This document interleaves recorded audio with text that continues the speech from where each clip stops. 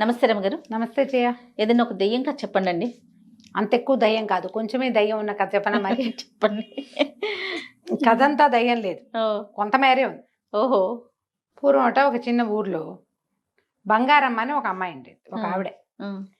అంత కలిగిన కుటుంబం కాదు, సామాన్య కుటుంబీకురాలు. పిల్లకి బంగారమ్మ అని పేరు పెట్టారు. ఆ బంగారమ్మ పేరుకు తగ్గట్టు ఆవిడకి మహా బంగారం పిచ్చి. చిన్నప్పుడు పెళ్ళికి వాళ్ళ నాన్న ఏదో ఒక సూత్రాల తాడు పెట్టి పెళ్లి చేశాడు. పెళ్ళయ్యాక చక్కగా బంగారం కొనుక్కోవచ్చు బాగా అనుకుంది. అయితే వాళ్ళు ఏం చేశారు, వాళ్ళు మా స్థితి లేని వాళ్ళు కదా, తాలూకా ఆఫీసులో గుమాస్తాగా ఉన్న వెంకటరమణ అనే అబ్బాయిని చూసి ఆ అబ్బాయికి ఇచ్చి పెళ్లి చేశారు. ఈవిడ ఏ సందర్భం వచ్చినా బంగారం కొను, చంద్రహారం చేయించు, వంకీ చేయించు, వడ్డాణం చేయించు అడిగేది. ఏదో చిన్న నల్లపూసలు, పై మెళ్ళలోకి ఒక చిన్న గొలుసు, ఓ ఉంగరము, చెవులకు బుట్టలు అట్లాంటివి ఎప్పుడో చేయించేవాడు. చాలా తక్కువ, చిన్న చిన్న వస్తువులు. ఇవేముంది అందరికీ ఉండేవే. అయితే బంగారం అంటే ఆయన ఒకసారి కసిరి కేకలేశాడు. నేనేమన్నా జమీందారుని అనుకున్నావా? జమీందార్ గారి దగ్గర గుమాస్తాను, నేను తాలూకా ఆఫీస్ గుమాస్తాని. నా దగ్గర అంతంత బంగారాలు నా వల్ల కాదు. నువ్వు ఇంకోసారి అడిగావంటే మీ పుట్టింటికి వెళ్ళిపోవు, నువ్వు వాళ్ళు కొనిపెడతారేమో, కొనుక్కో అని కేకలేశాడు. దాంతో హతాసురాలు అయిపోయింది. ఏదో రెండు చిన్నాలు వస్తువులు మెల్లిగా చేర్చుకునేది తప్ప ఇంకా పెద్దవి చేయలేకపోయింది. ఒక కొడుకు పుట్టాడు కాలక్రమంలో వీళ్ళకి. వాడి పేరు గోవింద్. అయితే గోవింద్కి వాళ్ళ నాన్నలాగా చిన్న ఉద్యోగం కాదు, మంచి ఉద్యోగం లభించింది. లభించేసరికల్లా ఈ లోపల ఏమైంది, వాళ్ళ పక్కింట్లో ఎవరిదో పెళ్ళి అయితే ఆ పిల్లాడికి బోల్డ్ కట్నం ఇచ్చారు. బోల్డ్ కట్నం ఇస్తే వాళ్ళు ఏదో పొలం కొనుక్కున్నారు ఆ కట్నం డబ్బుతోటి. ఈవిడికి ఏమనిపించింది, మనవాడికి కూడా శుభ్రమైన ఉద్యోగం వచ్చింది, పిల్లాడు చెయ్యెత్తి ఎదిగాడు, మంచి సంబంధం వచ్చి బాగా డబ్బులు వస్తే బంగారం కొనుక్కుందాం. పిల్లాడి పెళ్లికి చంద్రహారము, వడ్డాణము ప్లాన్లో ఉంది ఆవిడ. సరే, ఏదో సంబంధాలు వస్తున్నాయి ఒకటి ఎర్ర. ఈ లోపల ఈ గోవింద్ ఏం చేశాడు, వాడి స్నేహితుడు పై ఊళ్ళో ప్రకాశం అని ఒకడు పెళ్లి చేసుకుంటుంటే ఆ పెళ్లికి వెళ్ళాడు.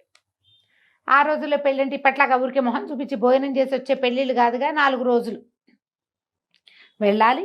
అక్కడ 3 రోజులు ఉండి వచ్చాడు. ఈ 3 రోజుల్లో ఏమైంది, ఈ అబ్బాయి వెళ్ళి దిగంగానే ఆ పెళ్లి కూతురి బాబాయ్ కూతురు, మేనమావ కూతురు, ఇంకో పిల్ల కమల, చక్కటి పిల్ల, ఎంత చక్కగా ఉందో, చేసుకుంటే ఇట్లాంటి పిల్లనే చేసుకోవాలని భావించాడు. పెళ్ళికి 3 రోజుల ముందే వెళ్ళాడు ఈ అబ్బాయి. పెళ్ళైన మరుసటి రోజు వచ్చేద్దామనుకున్నాడు. ఈ 3 రోజులు, 2 రోజుల్లో ఈ పిల్ల వెనకాల తిరగటం మొదలుపెట్టాడు. పిల్ల చాలా చక్కటిది, చక్కగా వినయం వందనం ఉన్నాయి, మంచి పనిమంతురాలు.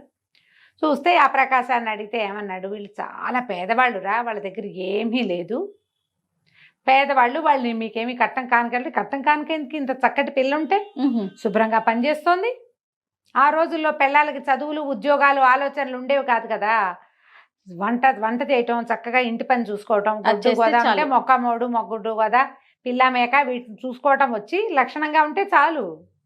సంపాదనల ఆలోచనలు అసలు లేనే లేవు.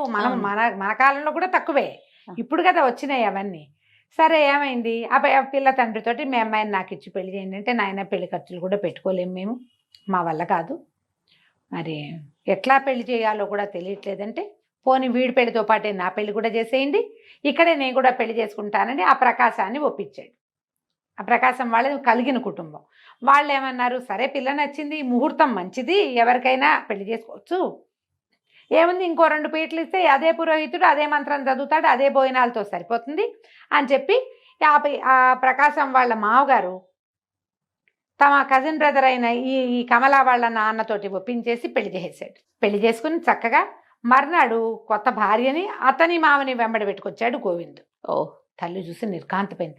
లోపలికి వచ్చాడు, అమ్మ ఇదిగోనే నీ కోడలు, సమయం లేదు, ముహూర్తం మంచిది, నా నక్షత్రానికి కూడా సూట్ అవుతుందని చెప్పారని పెళ్లి చేసుకొచ్చాను, ఇదిగో వీళ్ళ అమ్మా నాన్న అన్నాడు. సామాన్యమైన బట్టల్లో పసుపు తాడు, నల్లపూసలు తెప్పిస్తే ఏమీ లేని పిల్ల తల్లి కళకళ్ళాడుతోంది, కానీ మెళ్ళో చిన్నమంత బంగారం కూడా లేని పెళ్లి కూతుర్ని చూసేసరికల్లా నిర్ఘాంతపోయింది బంగారమ్మ. ఎవరెవరా పెళ్లి చేసుకోవటం ఏమిటి, ఓ కట్నం కానుక మంచి చెడు లేకుండా హాత్తేరి అని తిట్టింది. తిట్టేసరికల్లా అత్తయ్య దండ పెడుతుంటే, ఎవతే నీకు అత్తపో బయటికి అంది కోడల్ని. వాళ్ళేమో అలాగ, అక్కయ్య గారు పిల్ల నచ్చింది మీ వాడికి, నేను కూడా అంత స్థితిమంతుణ్ణి కాను, ముహూర్తం బాగుందని కన్యాదానం చేసేసాము, మమ్మల్ని క్షమించండి అని వాళ్ళు అంటుంటే, ఎవరు నీకు అక్కయ్య గారు, పో బయటికి అని వాళ్ళని తిట్టింది. వాళ్ళ అమ్మా నాన్నని తిట్టింది, పిల్లని తిట్టింది. గోవింద్ అన్నాడు, నువ్వు ఏమన్నా సరే, ఈ అమ్మాయి నా భార్య, నేను వివాహం చేసుకొచ్చాను, ఈ పిల్లని ఇంట్లో పెట్టుకోవాల్సిందే.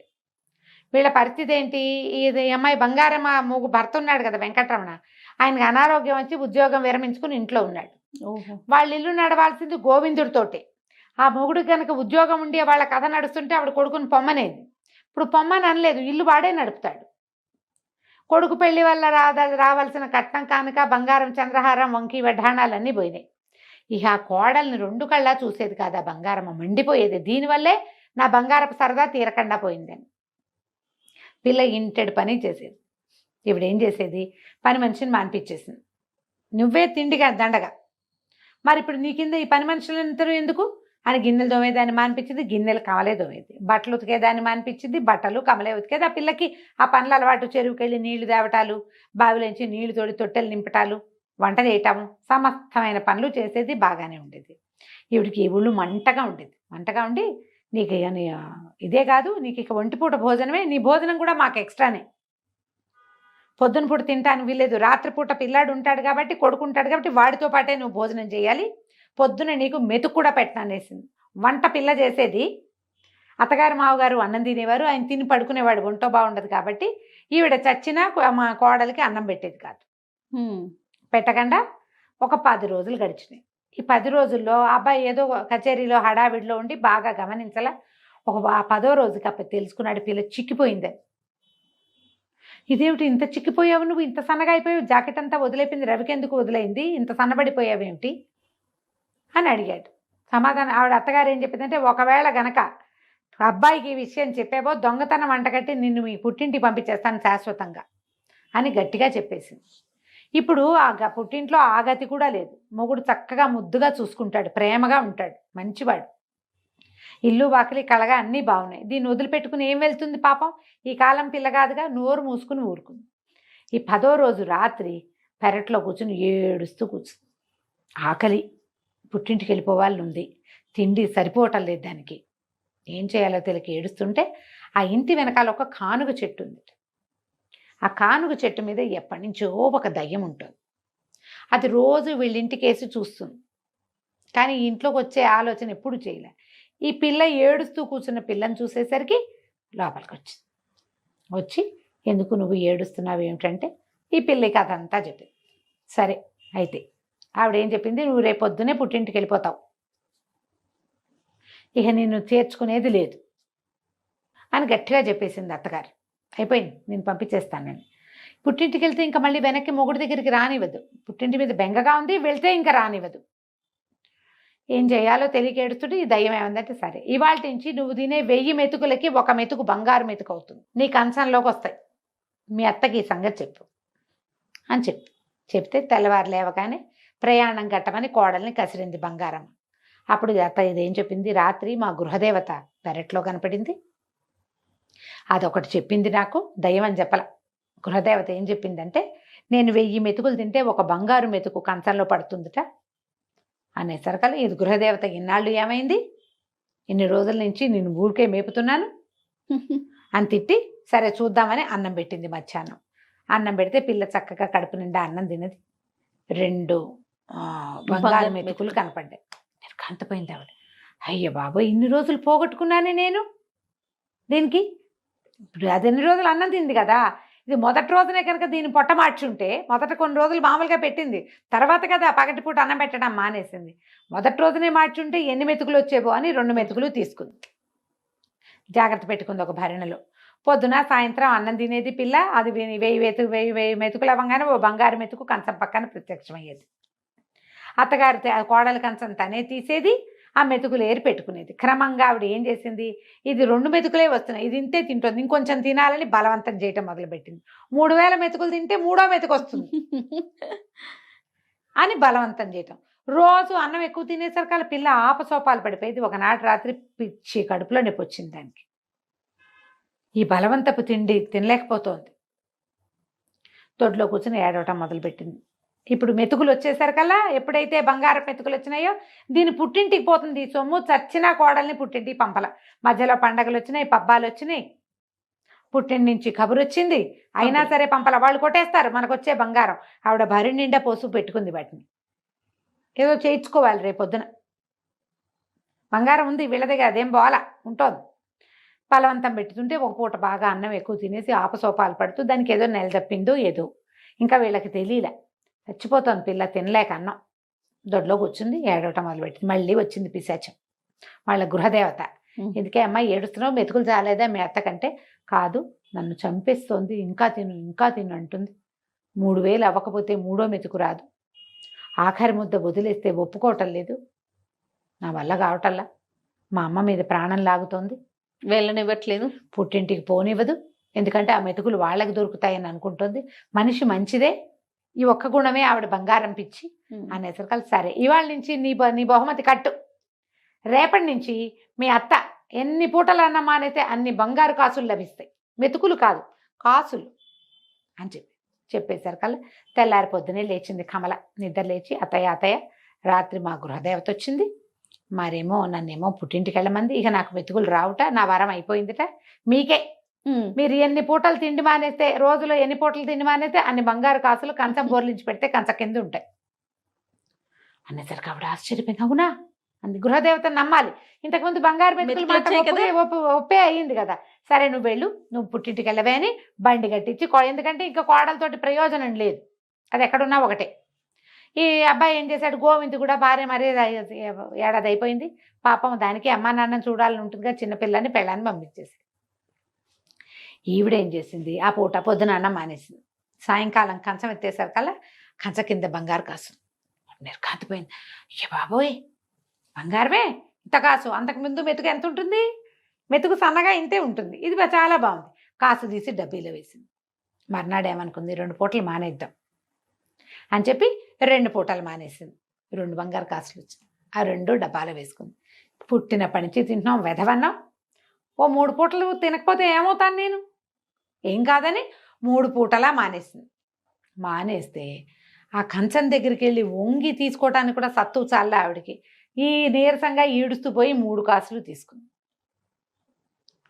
4వ రోజు మానేసేసరికల్లా మరి అన్న మానేసేసరికి ఏమవుతుంది, ఓపిక ఉండద్దు, ఇక కళ్ళు తిరిగిపోతున్నాయి, కాళ్ళు తేలిపోతున్నాయి, పని చేసే సత్తా లేదు. పని చేసే పిల్లేమో పుట్టింటికి వెళ్ళింది, కోడలు లేదు, గూట్లోకి వచ్చినాయి. కొడుకుని అడిగింది, ఒరే నువ్వు ఒకసారి మన వైద్యుడు గారి దగ్గర, ఊళ్ళో వైద్యుడు ఉన్నాడు కదా, ఆయన అడిగి జావ కానీ మజ్జిగ కానీ ఏదైనా అన్నానికి భిన్నం తీసుకుంటే అది భోజనంతో సమానం అవుతుందా అవదా కనుక్కో. మజ్జిగ తాగైనా బతుకుదాం అనుకుంది, మజ్జిగ తాగి బంగారు కాసులు సంపాదించాలి అనేసరికల్లా వీడు పరిగెత్తుకుంటూ వైద్యుడి దగ్గరికి వెళ్ళాడు. ఏమిటి ఇదేం ప్రశ్న ఇటా అడుగుతుంది ఏంటి అమ్మ అనుకున్నాడు. వాడికి తెలియలా, అమ్మ నీరసంగా ఉందని తెలుస్తోంది కానీ ఆవిడ ఎందుకు నీరసంగా ఉందో వాడికేం తెలుసు. భర్త ఏమో పడుకుంటాడు, ఆయన చూడటల్లా ఆవిడ అన్నం తిన్నదో లేదో. వెళ్ళేసరికల్లా వైద్యుడు అన్నాడు, మంచినీళ్ళు తప్ప అన్నీ భోజనమే, మజ్జిగ భోజనమే, పాలు భోజనమే, జావా భోజనమే, మంచినీళ్ళు ఒక్కటే భోజనం కాదు. మంచినీళ్ళతో ఎంతసేపు ఉంటారు. కానీ 5వ రోజు 6వ రోజు వచ్చేసరికల్లా మంచాన పడిపోయింది ఆవిడ, గుడ్లు తేలేసేసింది, బొక్కబోర్లా పడిపోయింది. పడిపోయేసరికల్లా నిర్ఘాంతపోయాడు. ఏమిటి అమ్మ ఇట అయిపోయిందని గబగబా తండ్రిని లేపి, నానా అమ్మని చూసుకో, ఒక మాట నేను వెళ్ళి వైద్యుడిని గాకేసుకొస్తానని. ఈ లోపల పక్కింటి పిల్లాడు ఎవడో ఉంటే, ఒరే నాయన ఎడ్ల బండి ఏదైనా వెళ్తుంటే చూసి ఆగమేఘాల మీద మా అత్తారింటికి వెళ్ళి మా ఆవిడ్ని తీసుకురా, మా అమ్మకి ఏదో అయిపోయింది, కళ్ళు తిరిగి పడిపోయింది అని కబురు చేశాడు. కబురు చేసి వైద్యుడి దగ్గరికి వెళ్ళాడు. వైద్యుడికి ఏమో అంతుపడుతుంది, ఇంత పిచ్చ నీరసం ఈవిడికి ఎందుకు వచ్చిందో వైద్యుడికి తెలియలా. ఆయనకు అంత చెబితే కాదు, నేను అన్నం తింటలేదని చెప్తే కదా. ఆవిడ ఆ పరిస్థితుల్లో కూడా ఈ బంగారు కాసులు వస్తున్నాయంటే ప్రజలకు తెలిసిపోతే ఎట్లా, నోటంచి మాట కూడా లేదు, పడిపోయింది అంతే. ఈ వైద్యుడు వచ్చి మాట్లాడి చేసి వెళ్ళి ఆయన ఏదో పొట్లాలు ఇచ్చేసరికి ఈ బండి మీద వెళ్ళిన కుర్రాడు ఒక 2 గంటల్లో 3 గంటల్లోనో కమలని వాళ్ళ ఇంటి నుంచి బండి ఎక్కించుకు తీసుకొచ్చేసాడు. ఈ కమలు రావటం మంచానికి అంటుకుపోయి గూట్లోకి వచ్చిన అత్తగారి చూడగానే భోర్మని, అయ్యో అత్తయ్య ఇట అయిపోయావేమిటి అత్తయ్య అని కావలించుకునేసరికి ఈవిడికి బంగారం కంటే కావలింత ఎక్కువగా తోచింది. ఎవరంటారు మన్ని, అదే కదా, నువ్వు ఇలా ఎందుకు అయిపోయావు, అయ్యో నీకు ఎంత కష్టం వచ్చింది అంటారా? 50 ఏళ్ళు వచ్చిన వాళ్ళకి ఎవరంటారో పిల్లలే కాదు అనేది. అది అనేసరికల్లా ఆవిడ కళ్ళలోంచి నీళ్ళు వచ్చినాయి. అయ్యో అత్తయ్య నీరసం పుట్టిందండి అని గబగబా బియ్యం వేయించి అంత జావ చేసి పట్టించింది. ఆ జావ తాగేసరికి ఓపికొచ్చింది ఆవిడకి. ఓపికొస్తే కోడలు అడిగింది, ఏం చేసావు అత్తయ్య, ఎందుకు ఇట్లా అయిందంటే, కాదే అమ్మ ఒక పూట మానేస్తే ఓ కాసు వచ్చింది, 2 పూటలు మానేస్తే 2 కాసులు వచ్చాయి, 3 పూట్ల మానేస్తే 3 కాసులు వస్తాయి కదా, వడ్డాణము వంకి చేయించుకోవచ్చు అనుకున్నాను. అన్నం మానేసేసరికి నిస్త్రాన్ని వచ్చింది అనేసరికి కోడలంది, అవన్నీ చేయించుకోవడానికి నువ్వు బతికుండద్దు, అదే కదా. చేయించుకుని పెట్టుకుంటే అందం ఉండాలి కదా మనిషికి. ఆ మాత్రం మటసంగా ఉంటే ఓ వస్తువు పెట్టుకున్నా అందం చందం, నువ్వు ఇట్ట అయిపోతే ఇంకేం వస్తువు అందం అత్తయ్యా. ఆవిడకే అనిపించింది. పిల్ల గబగబా 4 పనులు చేసేసింది. సాయంకాలం అయ్యేసరికి వేడివేడిగా అన్నం వండేసి అత్తగారికి అన్నం పెట్టింది. కాసులు లేవు, ఏం లేవు. ఆవిడకి అనిపించింది, అన్నం కదా మనకు కావాల్సింది, వెధవ బంగారం. ఎప్పుడో ఒక్కసారి ఒక పేరెంటానికి పెట్టుకెళ్ళే వస్తువుల కోసం నిత్యం ఉండవలసిన అన్నాన్ని వదిలేసుకుని దీపంలా ఇంట్లో ఉండాల్సిన కోడల్ని నానా హింస పెట్టి నేనేం సాధించాను అనుకుని ఆ గృహదేవత ఎవరో ఆవిడకు ఒక దండం పెట్టి అప్పటి నుంచి ఈ పద్ధతి అంతా మానేసి ఆ మెతుకుల్ని ఆ కాసుల్ని అన్నీ కరిగించి కోడలికే వంకి వడ్డాణము చంద్రహారాలు చేయించి కళ్ళగా పెట్టి చూసి బాగుందమ్మా అని నోరు మూసుకుని ఊరుకుంది. బంగారం భ్రమ తీరిపోయింది. అన్నం కంటే బంగారం ఎక్కువ. అదే కదా కదా, బంగారు కణికలు మింగలేం కదా ఎవరైనా కదా. కథ కంచికి మనం ఇంటికి. చాలా బాగుందండి. నమస్తే రమ్మగారు. నమస్తే రమ్మగారు. నమస్తే జయ. రమ్మగారు, దెయ్యాలు భూతాలు పిశాచాలు ఇలాంటి కథలు చెప్తారు కదా, ఏదైనా ఒకటి.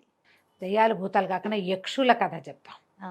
పూర్వమట సింధు దేశపు రాజుగారికి 2 కుమారులు ఉండేవారు. సంజీవకుడు, జీవకుడు. చాలా బుద్ధిమంతులు. 2 సమానమైన పరాక్రమాలు అవి కలిగిన వాళ్ళు.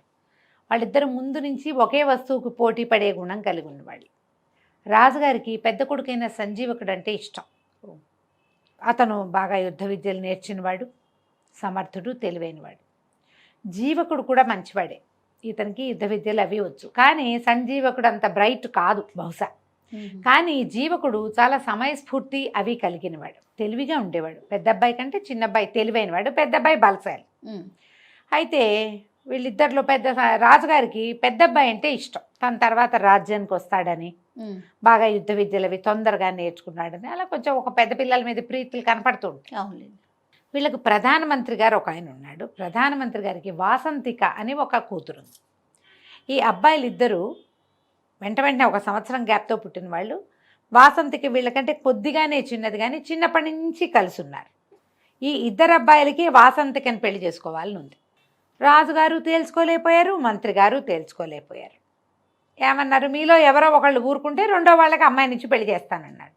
వాళ్ళిద్దరూ తగ్గేదేలే అన్నారు. తగ్గల. అయితే ఏమైంది, సరే పట్టాభిషేకం చేసే సమయం దగ్గరకు వస్తుంది, వివాహం కావాలి.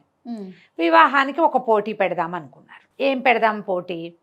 సరే ఏమన్నారు, కోట గోడెక్కి రాజకుమారులు ఇద్దరు చెరుకో బాణము వేయాలి.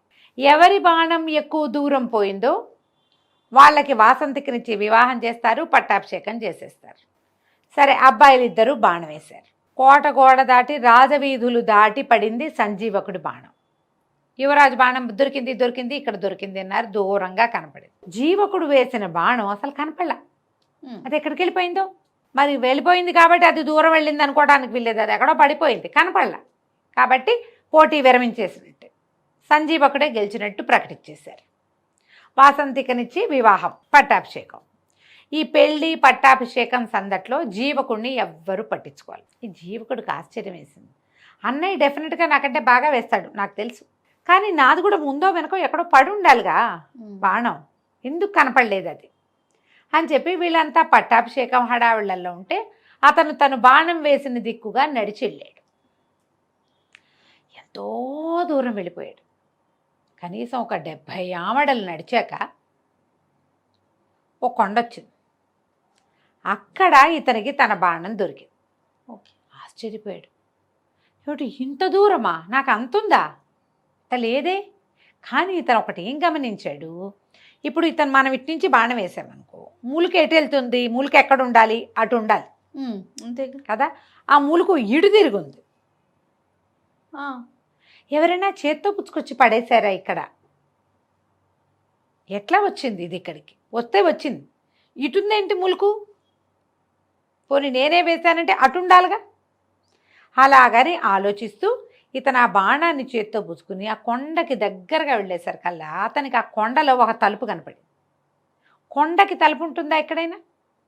ఆశ్చర్యపోయాడు. ఏంటిది ఇట్లా తలుపు? ఆ కొండ అప్పుడు ఇంకా దగ్గరికి వెళ్ళేసరికి కొండ ఇట్లా విచ్చుకుంటున్నట్టు తెలిసింది. ఆ మధ్యలో ఉంది ఆ తలుపు. అతను ఆ తలుపుని తోసాడు. తోస్తే లోపల ఒక మహానగరం ఉంది.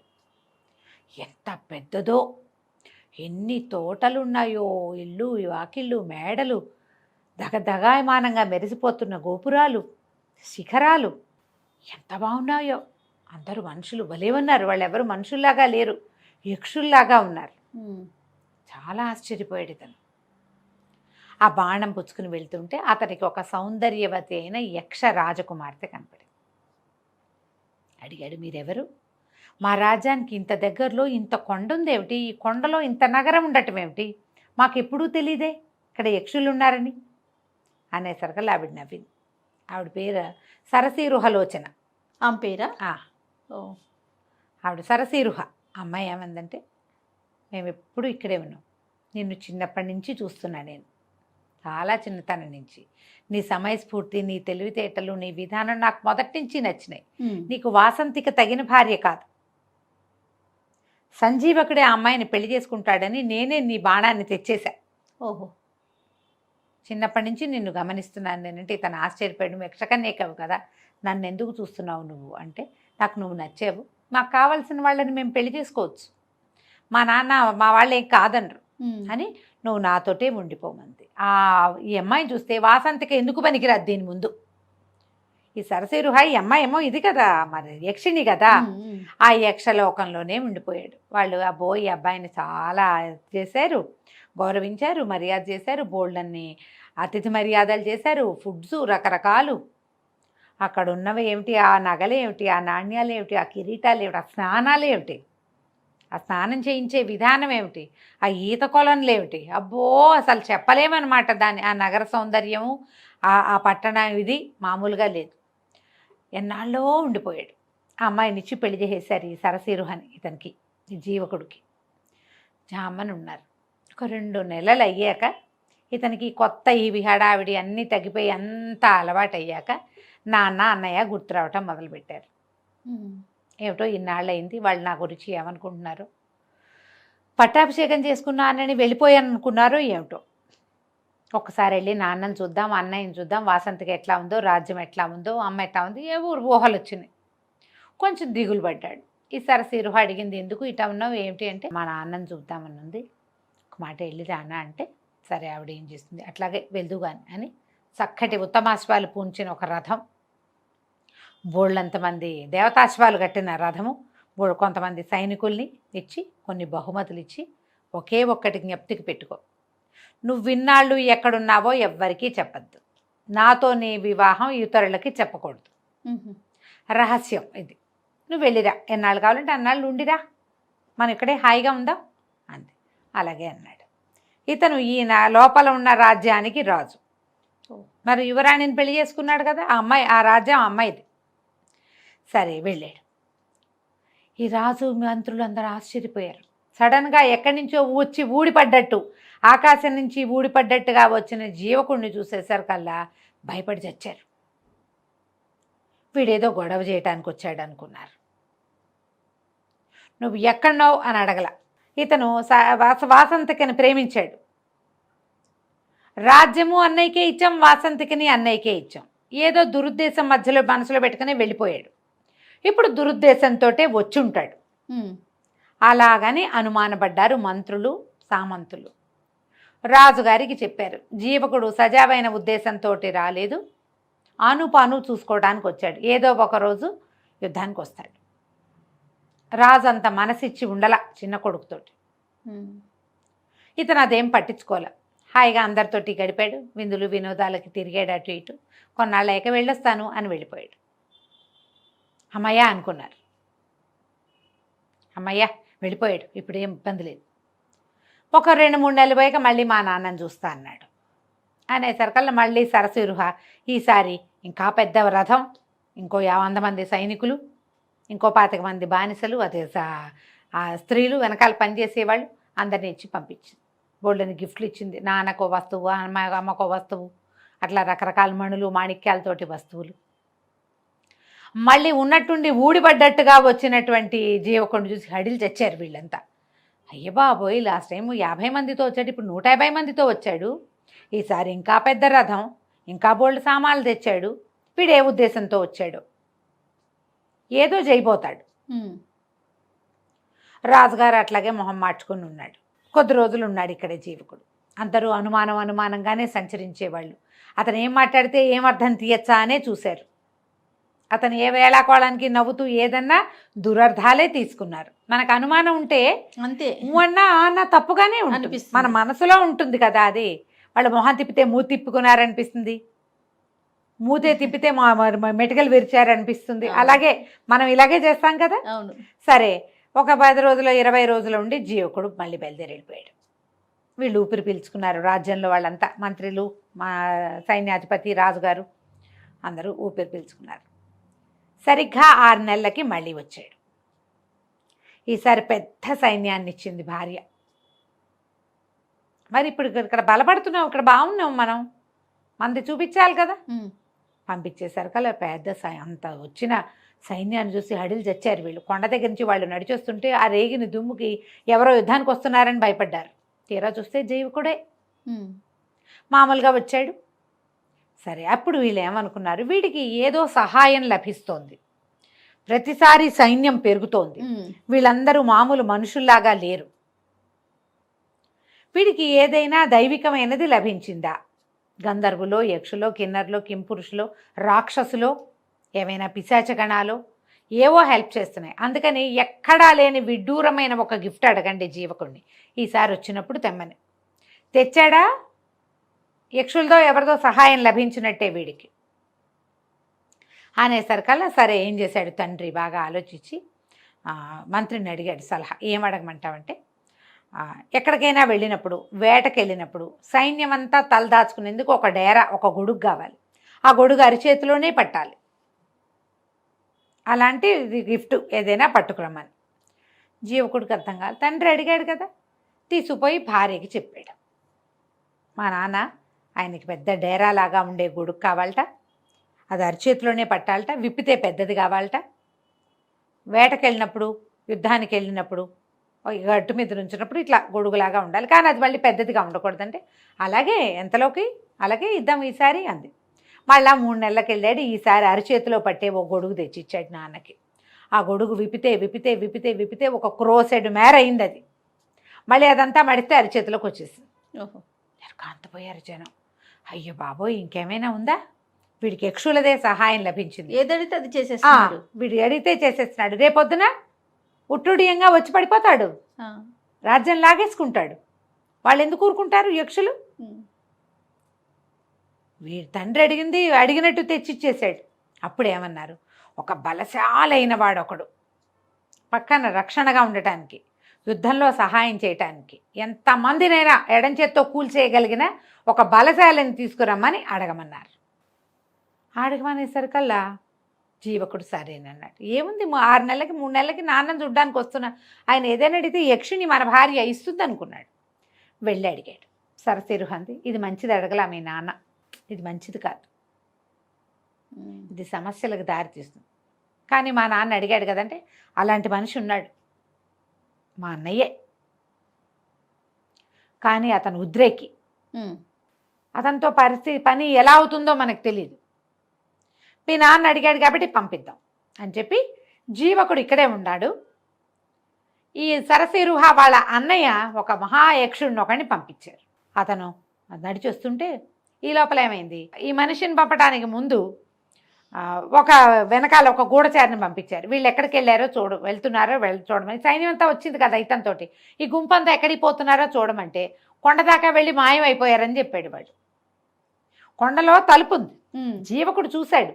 కాకపోతే సరసిరుహకి ఒక పద్ధతి ఉంది, ఆ అమ్మాయి ఎవరికి అది చూపించదలుచుకుంటే వాళ్ళకే ఆ తలుపు కనపడుతుంది. జీవకుడికి చూపించదలుచుకుంది కాబట్టి చూపించింది, సైనికుడికి చూపించదలుచుకోవాలి, వాడెవడో ఆవిడకి తెలియదు, జీవకుడు వస్తున్నాడని తలుపు చూపించింది. ఇక్కడ ఆవిడ ఆసక్తి లేక, ఆవిడకి తెలియక ఈ తలుపు వాడికి కనపడలా. వాళ్ళు ఆ తలుపులోకి వెళ్ళటాన్ని వాడు మాయమైపోవటంగా భావించాడు. అంటే గ్యారంటీగా యక్షులదే సహాయం. ఎప్పుడో ఒకరోజు రాజ్యాన్ని కబళించేస్తాడు జీవకుడు. యక్షులు వచ్చి మన రాజ్యంలో పేటేసుకుంటారని నమ్మారు వాళ్ళు. అందుకని ఈ మహాకాయుడిని అడిగారు. ఈ మహాకాయుడిని వీళ్ళు పంపించారు. అతను భూమి అదిరేలాగా అడుగులు వేస్తూ దాదాపుగా ఒక 12-14 అడుగుల ఎత్తు, ఆ ఎత్తుకు తగిన లావు, ఓ 15 మంది 20 మంది బలాఢ్యులైన వాళ్ళు మాత్రమే ఎత్తగలిగిన ఒక పెద్ద గదని భుజం మీద వేసుకుని వెళ్ళాడు. భూమి ఎదిరిపోయేలాగా అడుగులు వేసుకుంటూ రాజుగారు ఎదురుకుండా నుంచునేసరికి ఈ వెళ్తూ ఉంటేనే జనాలు హడిలిపోయి, కొంతమంది కళ్ళు తిరిగి పడిపోయి, కొంతమంది వాంతులు చేసేసుకుని గందరగోళ పడిపోతున్నారు రాజ్యంలో అంతా. అతను నడుస్తుంటే భూమి అదిరిపోతుంది. 12 అడుగులు వాడు నడిస్తే అటాగే ఉంటుంది కదా. మరి వెళ్ళి పెద్ద ఉరుము లాంటి గొంతుతో ఆజ్ఞాపించండి, ఏం చేయమంటారు అనగానే రాజు వణికిపోయాడు. నోట్లోంచి మాట రాలా. ఇతనికి ఏం చెప్పారు? వాళ్ళు అడిగింది చేయమని చెప్పారు. ఏమి అడగటల్లా వాళ్ళు వణికిపోతున్నారు. ఒళ్ళు మండిపోయింది మహాకాయుడికి. ఒళ్ళు మండటం ఏమిటి? అక్కడి నుంచి చేతిలో ఉన్న గద రెండో చేత్తో మార్చుకొని రాజుగారి నెత్తి మీద ఏమి ఆజ్ఞాపించడం ఏమిటి అని ఒక మొట్టికాయ ముట్టాడు. కుప్పకూలిపోయాడు రాజు, నేల కతుక్కుపోయాడు.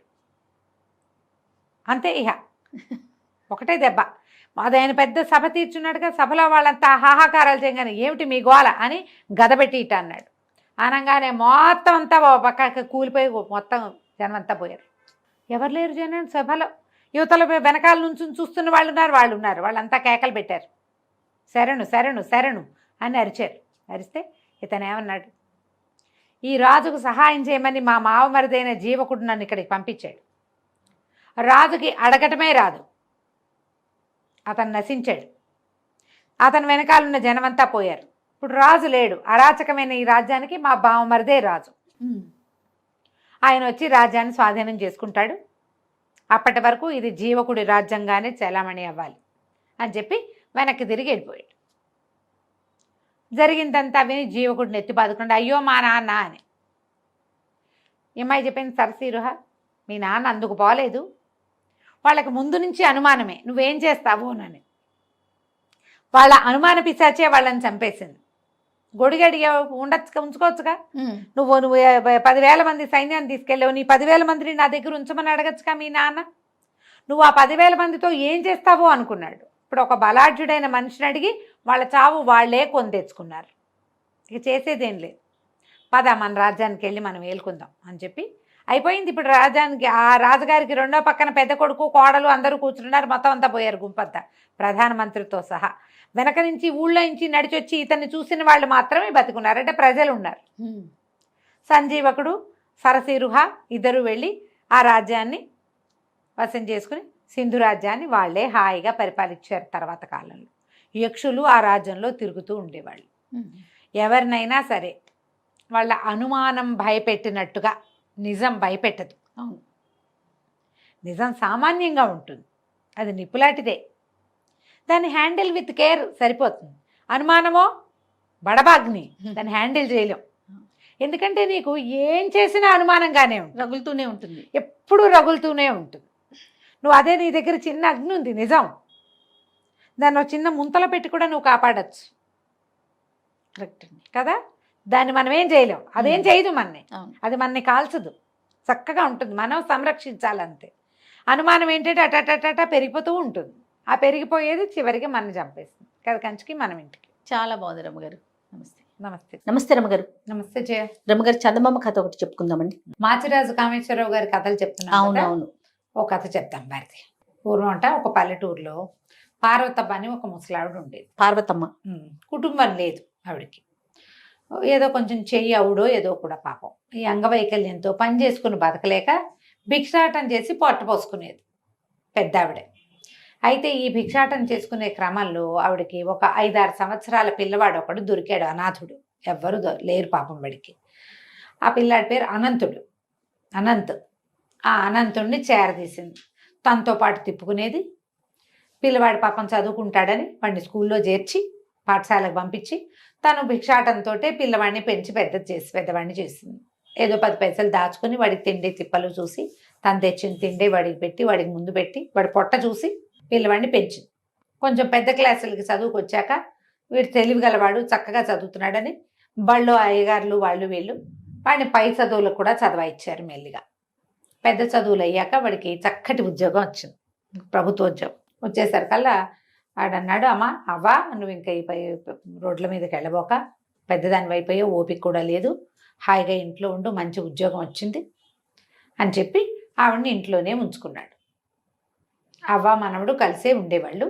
వీడికి చక్కటి ఉద్యోగం వచ్చింది కదా, చుట్టుపక్కల వాళ్ళంతా పిల్ల మానవుడికి పెళ్లి చేయవా అనేవాళ్ళు. పెళ్లి సంబంధాలు వచ్చినాయి. ఈ పెళ్లి సంబంధాల్లో ఎట్లాగా ఈ అబ్బాయి ప్రభుత్వ ఉద్యోగం అవటం, చూడడానికి చక్కగా ఉన్నాడు, బుద్ధిమంతుడు, కష్టపడి చదువుకున్నాడు, ఈ లక్షణాలు చూసి ఎవరైనా పిల్లనిస్తారు. ఇక వాడి కులగోత్రాలు అడగకుండా. ఇప్పుడు కూడా అలా చేస్తారు కదా జయ. అయితే మంచి సంబంధాలే వచ్చినాయి. వస్తే పొరుగుళ్ళో ఉన్న ఒక ప్రభుత్వోద్యోగి కుమార్తెని ఈ అబ్బాయికి ఇచ్చి పెళ్లి చేశారు. ఆ పిల్ల పేరు అమల. తల్లికి, మా అవ్వకి, మనవడికి ఇద్దరికి నచ్చింది పిల్ల, చక్కటిది, బుద్ధిమంతురాలు, పని పాట చేస్తుంది. సరే పెళ్లి చేసుకున్నాడు. అతను రోజు ఉద్యోగానికి వెళ్ళిపోయేవాడు, ఆ పిల్ల ఇంట్లో ఉండేది. అయితే ఈ పిల్ల చక్కగా వంట తంటా చేసి పెట్టేది, కానీ దానికి మంటగా ఉండేది. ఈ బిచ్చగత్తకి నేను ఎందుకు వంట చేసి పెట్టాలి? ఆవిడ ఇంట్లో ఉండేది, పెద్దదైపోయింది. ఆ అన్నం వేళకు అన్నం పెట్టాలి, నేను చక్కగా రుచి రుచిగా వంట చేసి నా మొగుడికి పెట్టుకోవాలి. ఈ ముసలిదానికి నేను ఎందుకు పెట్టాలి, ఇవిడ బిచ్చగత్తె అని ఆవిడ మొహం గిట్టేది కాదు. ఏదో పిల్లి మీద ఎల్లి మీద పెట్టి తిట్టేది. అడుక్కు తిన్నప్పుడు వచ్చినట్టుగా ఇప్పుడు ఎటా వస్తాయి అలాంటివి కూడా ఏవో అనేది, నచ్చేది కాదు. అయితే ఆవిడ కూడా ఈ మాట్లాడకుండా ఊరుకునేది. భిక్షాటన చేసేటప్పుడు ఎవరైనా అదిలించటం అలవాటే ఆవిడకి. సర్లే కోడలు కొడుకుతోటి బాగానే ఉంటుంది, పిల్లాడితో బాగుంటుందిగా, ఊరుకునేది, చెప్పేది కాదు. అనంతుడికి తన భార్య ధోరణి అర్థం కాలేదు. చాన్నాళ్ళు రోజులు గడిచినాయి. తల్లులు చెప్పారనుకో, ఇంట్లో ఉన్న ఆడవాళ్ళు గొడవలు వస్తాయి, ఎందుకులేని ఆవిడ మాట్లాడకుండా ఊరుకునేది. క్రమంగా ఈ పార్వతమ్మకి ఏదో కొంచెం అనారోగ్యం వచ్చింది. అనారోగ్యం వస్తే పూర్వకాలం అయితే, ముందు రోజులైతే ఎట్లా పోయేదో, సంపాదించే పిల్లవాడు ఇంట్లో ఉంటే వెంటనే వైద్యం చేయించాలని చూస్తారు కదా, వాడేదో వైద్యానికి ఖర్చు పెట్టడం మొదలుపెట్టాడు. డాక్టర్ని తీసుకొచ్చేవాడు, ఆయన మందులంటే అవన్నీ ఇవన్నీ తెచ్చి అవ్వకాన్ని రంగరించి పోసేవాడు, శ్రమ పడేవాడు బాగా. ఈ అమ్మాయికి అమలకి మహామంటగా ఉండేది. వదిలేస్తే పోతుంది కదా దాని దారిన ఆవిడ, ఈ మోతబరు ఉండదు మనకి, ఈ లగేజ్ ఎందుకు, వైద్యానికి ఖర్చు పెడుతున్నాడని విసుక్కునేది. అయితే ఒకనాడు ఏమైంది, పెద్ద పండుగ దగ్గరకు వస్తుంది, ఏమండి నాకు పట్టు చీర కొని చాలా రోజులైంది, ఈ తేప పట్టు చీర కొనాలంది. అనేసరికల్లా అతను అన్నాడు, చూస్తున్నావు కదా అవ్వ వైద్యానికి బోల్డ్ ఖర్చు అవుతుంది, ఇప్పుడు వద్దు పట్టు చీరలు అవి ఇప్పుడు ఏం వద్దు. అనేసరికల్లా ఆవిడ ఏమంది, అమ్మాయి అమల నాకంటే బిచ్చగత్తే ఎక్కువ మీకు అంది. అనేసరికి కేకలేసాడు, ఏం మాట్లాడతావు అది, ఏం మాటలు, అవ్వని బిచ్చగత్తే అనద్దు, నువ్వు ఇట్లా మాట్లాడద్దు అనేసరికి అని లేచి వెళ్ళిపోయాడు. బయటికి వెళ్ళిపోతే ఈ పిల్లకి పిచ్చి కోపం వచ్చేసింది, తెగ తిట్టింది ఆవిడని. సాయంకాలం భర్త వచ్చేసరికి ఏమన్నది, పొద్దున్నుంచి ఎంత క్షోభగా ఉందో తెలుసా, నేనంటే అంత నిర్లక్ష్యమా మీకు, ఏరుకోరి చేసుకున్నామనే, ఒక బిచ్చగతికి ఇచ్చిన పాటి గౌరవం ఇవ్వరా నాకు, ఈవిడ ఇంట్లో నుంచి పంపించేస్తే కానీ నేను ఇంట్లో ఉండను అని ఏదో గట్టిగా మాట్లాడేసరికి అతను కేకలేసాడు. భార్య పట్ల ఎంత బాధ్యతగా ఉండాలో నాకు తెలియదు అనుకోవద్దు, భార్యగా నువ్వు నా బాధ్యత ఎట్లాగో అవ్వ బాధ్యత కూడా నాదే. ఆవిడ నన్ను పెంచింది, నన్ను చేరదీసింది, అవ్వ పట్ల పూర్తి బాధ్యత వహించవలసిందే నేను. భార్యగా నీ పట్ల నీకు పట్టు చీర కాస్తే మామూలు చీర కొంటాను అనేసరికి అమ్మాయికి ఏమీ నచ్చలేదు. రాత్రి ఉత్తరం రాసిపెట్టి తెల్లవారుజామునే బయలుదేరి పుట్టింటికి వెళ్ళిపోయింది. నువ్వు ఆవిడని వదిలించుకుంటేనే నన్ను తీసుకెళ్ళటానికి రా, లేకపోతే నీతో కాపురానికి నేను రాను. నడుచుకుంటూ ఇంటికి వెళ్ళిపోయింది. దారిలో ఏదో బండి కనబడితే బండి ఎక్కింది, పెట్టబేడ ఉంది, ఓ చిన్న సంచి సర్దుకుని వెళ్ళిపోయింది. మొగుడు చచ్చినట్టు వస్తాడు అనుకుంది. ఇవి అనంతుడు ఉత్తరం చూశాడు కానీ ఏం మాట్లాడలే. ఈ లోపల ఈ అమ్మాయి ఇంటికి వెళ్ళిపోయింది. ఇంటికి వెళ్ళేసరికి వాళ్ళ నాన్న అన్నయ్య ఉన్నాడు, తల్లి లేదు. ఈ అమలకి నాన్న అన్నయ్య ఉన్నారు. అన్నయ్యకి ఇంకా వివాహం కాల. అంతకుముందు పుట్టింట్లో చక్కగా వంట చేసేది, పెద్దవాళ్ళిద్దరికి పెట్టేది తండ్రికి అన్నయ్యకి, అదే వంట అక్కడ చేసేది. ఇంత స్పీడ్గా వచ్చిన దాన్ని చూసేసరికల్లా వాళ్ళ నాన్న అన్నాడు, ఏమిటి అమ్మ ఒకదానివే వచ్చావు, పండుగకు వస్తావు అనుకున్నావు, ముందే వచ్చావు. అనంతరం ఎట్లా ఉన్నాడు, పార్వతమ్మ కులాసాగా ఉందంటే, బిచ్చగత్తే ఎక్కువ నాన్న మీ అల్లుడికి, నాకేమీ నచ్చలేదు, పండగకి పట్టు చీర కొనమంటే అవ్వక వైద్యం అంటాడు, వదిలేస్తే పోయేదానికి, నేను ఆ బిచ్చగతకు వండి పెట్టడానికి పెళ్లి చేసావా ఏమిటి నాన్న నువ్వు, నాకేం నచ్చలేదు, నేను చచ్చిన వాళ్ళు మా ఆయన బుద్ధి తెచ్చుకొస్తే కానీ అని రుసరుసలాడుతూ ఇంట్లోకి వెళ్ళిపోయింది. తండ్రి కొడుకు మొహం చూసుకున్నారు. అర్థమైంది, అయిపోయింది. ఈ అమ్మాయి చక్కగా స్నానం పానం చేసి ఏదో కాస్త పోయి రాజేసి వంట చేసేసి మధ్యాహ్నం భోజనం చేసి అన్నయ్యకి నాన్నకి క్యారేజీలు కట్టించి పంపించేసి, అలవాటు కదా, అదే తాపీగా కూర్చుంది. సాయంకాలం చీకటి పడినా నాన్న రాల. చీకటి అయిపోయింది. ఏమిటా నాన్న రాలేదని వాకిట్లోకి ఇంట్లోకి తిరుగుతుంది. రోజువారీ వేళ దాటిపోయింది. కచేరీ నుంచి వచ్చే వేళ దాటింది. పక్కింటి రామయ్య గారు కనపడ్డాడు. రామయ్య బాబాయ్, మా మామయ్య మా నాన్నేడి, కానీ ఎంతసేపు అయింది రాలేదంటే, అమ్మ నీకు చెప్పచ్చో చెప్పకూడదనే ఏం చెయ్యాలో, మరి మీ నాన్న ఇవాళ లంచం తీసుకుంటూ పట్టుబడ్డాడమ్మా, పట్టుబడిపోయాడు, మొహం చెల్లకి ఇంకా వచ్చి ఉండడు అనేసరికి వణికిపోయింది అమ్మాయి. ఉద్యోగం పోతుంది మీ నాన్నకి అని చెప్పాడు. ఉద్యోగం పోయి లంచం తీసుకుంటూ పట్టుపడ్డమంటే ఎంత పరువు తక్కువ, ఇంట్లోకి బయటకి తిరుగుతోంది, అన్నయ్య రాలేదు, నాన్న రాలేదు, ఏం జరుగుతోందో తెలియదు. వాకిట్లో కూర్చుంది చాలాసేపు. ఇంతలో పెరట్లో ఏదో అలికిడయ్యి గబగబా పెరట్లోకి వస్తే వాళ్ళ నాన్న ఏదో కాగితం రాసి కాగితాన్ని నూతిగట్టు మీద పెట్టి ఎక్కడికో వెళ్ళిపోతూ కనపడ్డాడు. పరిగెత్తుకుంటూ వెళ్ళింది. నాన్న నాన్న ఉండు నాన్న అని ఆ కాగితం పట్టుకొచ్చింది. నేను ఎవరికి మొహం చూపించలేను, మరణించడానికి వెళ్ళిపోతున్నానని కాగితాల్లో ఉంటే ఈ అమ్మాయి తండ్రిని పట్టుకుని వాళ్ళ ఏడ్చింది. అయ్యో నాన్న, ఇంత పని చేస్తావా, ఏదో పొరపాటు అయ్యింది, ఇంత పని చేస్తే అంటే నమ్మ ఉద్యోగం పోతుంది అన్నాడు. పోతే అన్నయ్య లేడు, అన్నయ్యది బాధ్యత కాదు, అన్నయ్య ఉన్నాడు, అన్నయ్యకి ఉద్యోగం ఉంది, తండ్రిని చూడాల్సిన బాధ్యత లేదా అన్నయ్యకి? తండ్రిగా తన బాధ్యత, కొడుకుగా తన బాధ్యత నిర్వహించడా? వింటూ ఉండదు ముందుగానిలే నాన్న, పోతే పోయింది ఉద్యోగం, పోయినా సరే నీ కొడుకున్నాడు, కొడుకుదే కదా నీ బాధ్యత, మమ్మల్ని వదిలిపెట్టి ఇట్లా అన్యాయం చేయక నాన్న అని కావలించుకుని ఏడ్చింది. అన్నయ్య లోపలికి వచ్చాడు. బాధ్యత సంగతి సరే, నాన్న చూడు ఇంత పని చేశాడు, లంచం తీసుకున్నాడు, పట్టుబడ్డాడు, పరువు పోయింది, అసహ్యం వేయట్లేదు నీకు నాన్న అంటే అన్నాడు. అంటే అసహ్యం ఎట్లా వేస్తుంది, నాన్న వల్ల ఏదో పొరపాటు అయింది, తండ్రిగా నా గౌరవం వీసం ఎత్తు తగ్గల, అమ్మ చనిపోతే మన ఇద్దరిని పెంచి పెద్ద చేశాడు, నాకు పెళ్లి చేశాడు, రేపు నీకు పెళ్లి చేయబోతాడు, ఇల్లు బాకిలి ఏర్పరిచాడు, ఇంకేంటి నాన్న ఏదో వల్ల ఏదో పొరపాటు అయింది, నాన్నని ఎందుకు అసహించుకుంటాం మనం అన్నది. సరే, సంఘంలో పరమ తప్పుగా భావించే లంచం తీసుకుంటున్న నాన్నేమో నీకు అసహ్యంగా లేడు, కొడుగ్గా నేను బాధ్యత వహించాలంటున్నావు, మరి అవకరంతో పొట్టపోసుకునే దారి లేక భిక్షాటం చేసిన పార్వతమ్మ అంటే నీకు అసహ్యం, ఆవిడికి రోడ్డు మీదకి దొరికి నేను సొంత పిల్లల్ని చూశాడు నాన్న గొప్ప నీకు, రోడ్డు మీద దొరికిన అనంతుణ్ణి ఆవిడ పెద్ద చేసి వాడికి ఒక ఉద్యోగం, వాడి జీవితం ఏర్పరిచి వాడికి ఒక పెళ్లి చేసి వాడి పెళ్ళాన్ని చీత్కరిస్తున్నా నోరు మూసుకుని వాళ్ళ ఇంట్లోనే ఉంటున్న పార్వతమ్మకేమో ఏ విలువ లేదు, ఆవిడంటే నీకు అసహ్యం, ఆవిడ బిచ్చగత్తె, కాలు చెయ్యి అన్నీ ఉన్న నాన్న లంచం తీసుకోవచ్చు, లంచగొండ ఎక్కువ బిచ్చగాడు ఎక్కువ అంటే ఎవరిది ఎక్కువ తప్పు, బిచ్చగాడిది తప్పు కాదు, అంతేగా, వాడికి వేరే చారా లేదు, లంచగొండి తప్పు అనేసరికలు ఏమై వెంటనే గటక్కమని అంది లోపల. నిజం కదా, నాన్న బాధ్యతగా పెంచాడంటే నాన్నకి పుట్టాం కాబట్టి నాన్నది బాధ్యత, పరాయి బిడ్డ ఎవరో రోడ్డు మీద దొరికిన పిల్లవాడిని 6 ఏళ్ల వాడిని చేరదీసి నాకే బరువు, నీకు నేనెక్కడ పెడతానని ప్రపంచమంతా తోసేసిన వాడిని దగ్గర పెట్టుకుని వాడిని చదివి ప్రయోజకుడిని చేస్తే నేను తప్పు చేశాననిపించింది. అప్పుడు అందే, అన్నయ్య నన్ను క్షమించు, నేను తొందరపడ్డాను, మీరు అన్నీ ఆలోచించి నాకు పెళ్లి చేసిన నేను అమ్మమ్మని అవ్వని ఇట్లా తక్కువ చేశాను, నాన్నకు ఉద్యోగం పోతుందో ఏమిటో అన్నయ్య, పాపం కాస్త నాన్న సంగతి జాగ్రత్తగా చూసుకుంటావా, నేను మా ఇంటికి వెళ్ళిపోతాను.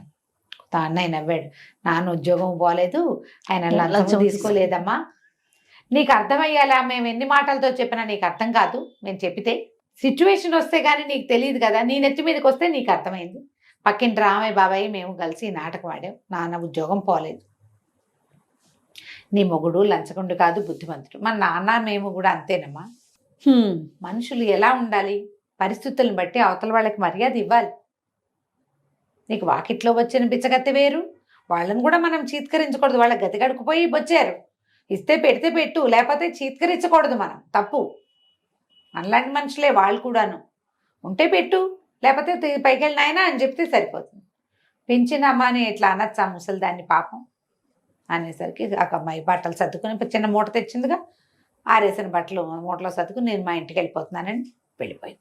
కథ కంచికి మనం ఇంటికి. చాలా బాగుంది రమ్మగారు, చిన్న కథ అయినా ఎంత బాగుంది, చాలా చాలా బాగుంది, కొడుకు బాధ్యత అంతే. నమస్తే. నమస్తే రమ్మగారు. నమస్తే జయ. రమ్మగారు, ఏదైనా మంచి స్టోరీ చెప్తారా? ఒక ప్రశ్న, చిన్న ప్రశ్న, దీని పేరు ఆడాళ్ళకి అన్నిటికంటే స్త్రీలకి ఇష్టమైంది ఏమిటి? నువ్వేం చెప్తావు జయ? అన్నింటికంటే ఇష్టమైందా? బంగారమే రమ్మగారు కదా, దాని మీదే. అవునా? ఇప్పుడు కెమెరా పట్టుకుని మొత్తం మన ఆఫీస్లో ఉన్న అబ్బాయిలందరినీ అడుగు, అమ్మాయిలు కూడా అడుగు, అన్నిటికంటే నీకేది ఇష్టం అని అడిగితే వాళ్ళకి తెలియదు వాళ్ళకి ఏమి ఇష్టమో, ఏదో చెప్తారు ఇట్లా బంగారం, పువ్వులు, ఆకులు, కాయలు, కవిత్వం, సంగీతం, బోల్డని చెప్తారు. అసలు విషయం అది కాదు, ఇందులో ఉంది చెప్తా. చెప్పండి. పూర్వం ఒక రాజుగారు రాణిగారు ఉండేవారు. ఓ రోజు తోటలో వ్యాహ్యాలకి వెళ్తున్నారు. ఇద్దరు కలిసి తిరుగుతున్నారు అటు ఇటు. చాలా బాగుంది తోట. ఆవిడ ఆ పువ్వు ఈ పువ్వులు కోసుకుంటుంది, ఎంజాయ్ చేస్తున్నారు. సరదాగా సాయంకాలాలు వాకింగ్కి వెళ్ళటాలు ఉంటాయి కదా. ఏమండి, స్త్రీలకు అత్యంత ప్రియమైనది ఏమిటో చెప్పండి అని అడిగితే రాజుగారు అన్నారు పువ్వులు అన్నాడు. ఏం కాదు అన్నది ఆవిడ. అక్కడి నుంచి ఆవిడ అంతకుముందు ఒక డిసెంబర్ పువ్వు కోసి దాని ఆ పువ్వుని వెనక భాగాన్ని నోట్లో పెట్టుకుని పీల్చేది. తేనె అన్నాడు ఆయన. అది కాదు, ఆయన 10 చెప్పాడు. ఆవిడ ఒక్కదానికి ఒప్పుకోవాలి. అవేం కాదు, ఇవేం కాదు, ఇవేం కాదు. ఆయన మన గణేష్ చెప్పిన బంగారం కూడా చెప్పాడు. అది కూడా కదా కాదండి ఆవిడ. సరే, అక్కడి నుంచి ఈయనకి డౌట్ వచ్చింది, ఇంత చిన్న ప్రశ్నకు సమాధానం చెప్పలేనా నేను అని చెప్పి ఈ ప్రశ్నకి సమాధానం తెచ్చాకే నీతో మాట్లాడతాను. ఆవిడ కూడా నాకు కావాల్సిందే దానికి ఆన్సర్ అని చెప్పి. అయిందా? అక్కడి నుంచి ఏమైంది, ఇప్పుడు ఆన్సర్ కావాలి. సభికులందరినీ అడిగారు, స్త్రీకి అత్యంత ప్రీతిపాత్రమైనది ఏమిటి? ఇలాగే గుంపులో తలా ఒకటి వచ్చింది. ఆవిడ అంది పైన కూర్చుని. కాదండి. ఈయన ఏం చేశాడు, రాజ్యంలో చాటింపేశాడు.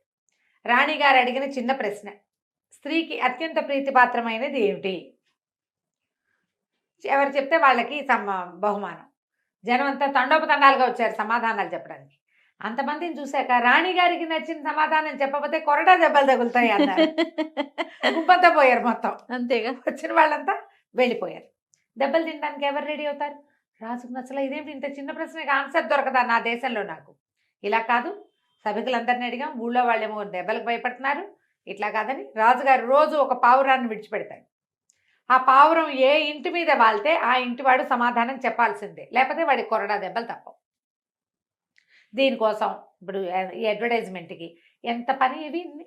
మరి తాను చెప్పలేకపోయాడు, సామాన్య ప్రజలు ఎలా చెప్తారు? చెప్పాలి. మళ్ళీ కొరడా దెబ్బలు ఈ ఏర్పాటంతా అయింది. ఇప్పుడు రోజు పొద్దున్నే వాకిట్లో మేడ మీద నిలబడి పావురాయి వదిలి పెట్టడం. ఆ పావురాయి అయిపోయి ఆ ఇంటి మీద ఈ ఇంటి మీద వాడటం, వాళ్ళు మెమ్మే బెబ్బే అంటాం, వాళ్ళకి కొరడా దెబ్బలు, గందరగోళం, అన్యాయం. రోజులు గడిచినాయి. ఒకరోజు ఒక పేద రైతు ఇంటి పూరి గుడిసె మీద, రైతుకు తల గుడిసె మీద వాలింది. గుడిసె మీద వాలేసరికి ఆయన చూసుకున్నాడు, పావురాయి వాలింది. ప్రజలంతా వెయిట్ చేస్తారు ఎవరింటి మీద వాలుతుందో అని. మన ఇంటి మీద వాళ్తుందేమని మనకి భయము. అవునవును. మన ఇంటి వాళ్ళదంటే అమ్మాయి అనుకుని ఎవరింటి మీద వాలిందో అక్కడికి పోతారు గుంపద్దా. పోయి నీ ఇంటి మీద పావురాయి వాలింది, రాజుగారి ప్రశ్నకు నువ్వు సమాధానం చెప్పాలి, రాణి గారిని సాటిస్ఫై చేయాలన్నారు. ఆ పేద రైతు ఒక కుర్రాడు, ఆయనకి ఇద్దరు కలిసి దీనంగా చేపలు అవి పట్టుకుంటుండేవాళ్ళు. వాళ్ళకి ఏమీ లేదు. చెరువు గట్టుకుపోయారు. ఇవాళే ఆఖరి రోజేమో 4 కొరడా దెబ్బలు తింటే మనం బతికే ఉండము అనుకుని దీనంగా చెరువు గట్టు మీద కూర్చునేసరికల్లా వాళ్ళ అబ్బాయి అన్నాడు, నాన్న నేను వెళ్తాలే నాన్న, కొరడా దెబ్బలు నువ్వు తినలేవు, నేను తింటానన్నాడు. ఒక ముసలం వెళ్తుంది దారిలో. ఏమిట్రా కొరడా దెబ్బలు ఎవరికి రాంది? ఏముంది మా అమ్మ, ఇదిగో రాజుగారి గోల, ఆవిడేదో పై ఊరు నుంచి వస్తుంది, ఎన్ని రోజుల నుంచో నడిచి వస్తుంది. రాజుగారు ఇట్లా అడిగారు, రాణిగారికి స్త్రీలకు అత్యంత ప్రీతిపాత్రమైంది ఏదో చెప్పమంటున్నారు. కొంతమంది చెప్పారు, ఆయనకి నచ్చలేదు, ఆవిడకి నచ్చలేదు. ఆ పావురాయి దొంగ మొహం మా పూరింటి మీద వాలింది, ఇప్పుడు మేము వెళ్ళాలి. పిల్లాడో నేనా ఎవరో దెబ్బలు తినగలిగే వాళ్ళమని ఆలోచిస్తున్నాము, వాళ్ళకి నచ్చేది మేము ఎట్లా చెప్తామంటే, అదో పెద్ద ప్రశ్న ఎట్రా నాయన అని ఆవిడ ఆన్సర్ చెప్పేసింది. ఇంతేనా అని అడుగున్నాడు. ఇంతేరా అని చెప్పి వెళ్ళిపోయి మర్నాడు పొద్దున భటులు వచ్చారు పేద రైతు గారింటికి. వస్తే నేను రానండి మా అబ్బాయి వస్తాడని అబ్బాయిని పంపించాడు. రైతుకి పెద్దవాడు కదా, కొంచెం రాజుగారి పట్ల వినయము విధేయత గట్రా చాలా ఉన్నాయి. కుర్రాడికి తెంపర్తనం ఉంటుంది, ఎవరైతే వాడికి ఏమిటి లెక్కలేదు వాడికి. ఇప్పుడు కూడా అంతే కదా, పెద్దవాళ్ళు అనుభవం వల్ల భయపడతారు. అవును, పోలీసులు అంటే భయము, గవర్నమెంట్ అంటే భయము, ఎవరైనా అడ్వకేట్లు వాళ్ళతో మాట్లాడితే భయం. పెద్దవాళ్ళకంటే డక్కా మొక్కీలు తిని వీళ్ళతో పెట్టుకోకూడదు అలాంటివి తెలుస్తాయి. అవును, పిల్లలకి తెలియదు తొందరగా. పిల్లలకి చెప్పారు కదా, పిల్లకాకేం తెలుసు ఉండేది దెబ్బని, దానికి ఏం అనుభవం లేదు కాబట్టి దానికి ఏ భయమో ఉండదు, పిల్లకాకులకు తెలియవు. ఈ పిల్లాడు కూడా తెంపర్తనంతో వస్తానన్నాడు. సరే, రాజుగారు సైనికులు వచ్చి ఈ కుర్రాన్ని వెంటేసిపోయారు. సరే, రాజు రాణి అందరూ కూర్చుంటే వచ్చి, ఏమిట్రా అబ్బాయి నువ్వు చెప్తావా సమాధానం అంటే, చెప్తానండి అన్నాడు. ఏం చెప్తావంటే, భర్త మీద అధికారం అండి, ఆవిడ కావాల్సింది అది. ఆయన ఆశ్చర్యం, ఏమిటి ఇంతేనా అన్నాడు. అంతేనండి, కావాలంటే అడగండి. రాణి గారు అడిగిన ఒక చిన్న ప్రశ్నకి మీరు ఎంత గందరగోళం చేశారు, పోనీలేండి అంతే ఆవిడ అనలా. ఆవిడ కథ నడిపించుకుంటూనే ఉంది. అడగండి అంటే ఆవిడ తలకాయ చూపింది.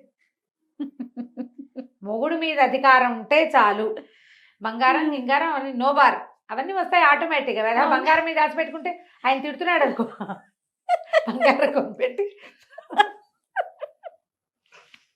దీనికి బంగారం పిచ్చి అంటాడు. అలా కాదు, పిచ్చి అనకూడదు, పిచ్చి అనకూడదు. ఆవిడ ఏదంటే అది మేడమే కరెక్ట్ అనాలి. మేడం ఏదంటే అది బాగుంది. ఇప్పుడు అవునా కదా చెప్పు. 100% నో బంగారం, ఒపీనియన్ మారిపోయింది. బంగారం డింగారం అక్కర్లా మనకి. వాళ్ళు మనం అన్నదానికి అవునంటే చాలు. అది నీవు బంగారం కొనుక్కోగలిగే దశలో ఉన్నా, కొనుక్కోలేని దశలో ఉన్నా. చిన్న కుటుంబం, వీళ్ళకి బంగారాలు లేవు, టింగారాలు లేవు, కానీ మొగుడు ఆవిడ మాట కాదండు. బంగారం అక్కర్లా, మాట వినే మొగుడు అంతే చాలు. మగవాళ్ళకి సాటిస్ఫాక్షన్లు ఉండవు వాళ్ళ జీవితంలో. పెళ్ళ మాట విన్నా వాళ్ళకి బోర్ కొడుతుంది కొన్నాళ్ళకి, ఆడాళ్ళకి బోర్ కొట్టదు. మాట వినే మొగుళ్ళు ఎప్పుడు బోర్ కొట్టరు. దండం పెడుతున్నాడు గణేష్.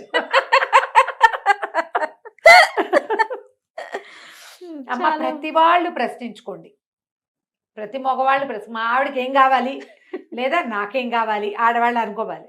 నాకేం కావాలంటే మా ఆయన నా మాట వినడం కావాలి.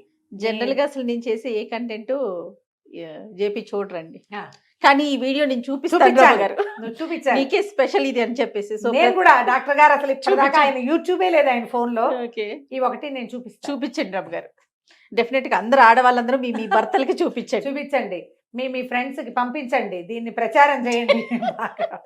ఉద్యమం లాగా తీసుకెళ్దామా?